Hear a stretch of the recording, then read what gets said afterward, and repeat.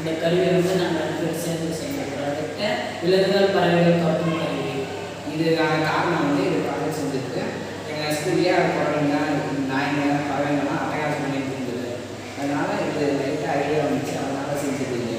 இதோட பயன்கள் வந்து இப்போ நெல்வயல்கள்லாம் பறவைங்க விலங்குகள்லாம் வந்து அட்டகாசம் பண்ணுது, குரங்கெல்லாம் பயிர்கள்லாம் நாசம் பண்ணுது, அதுங்களெல்லாம் துரத்துறது சட்டம் மூலியமா துரத்துது.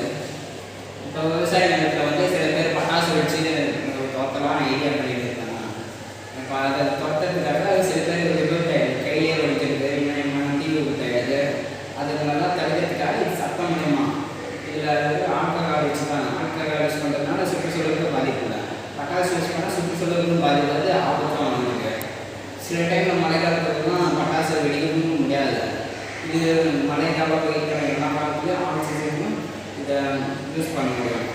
இப்போ வீட்டுக்குள்ளே மலை பிரதேசங்களில் வந்து யானை அச்சுறுத்தல் அந்த கொள்ளைங்கள்லாம் நிறைய இருக்கும். வீட்டுக்குள்ளே எங்கன்னா யானை புரிஞ்சிச்சுன்னா மற்றவங்களுக்கு எச்சரிக்கை பண்ணுறது அந்த சட்டம் மூலயமா இது சொல்கிறதுனால சட்டம் மூலயமா யானைக்கு பயம் வந்து அந்த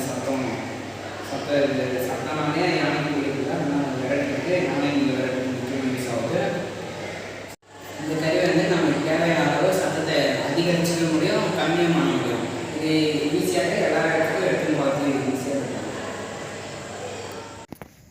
இப்போது இந்த கருவி வந்து எப்படி வேலை செய்யுதுன்னு காமிக்கிறேன். மேலே தூக்கி போடுறேன்.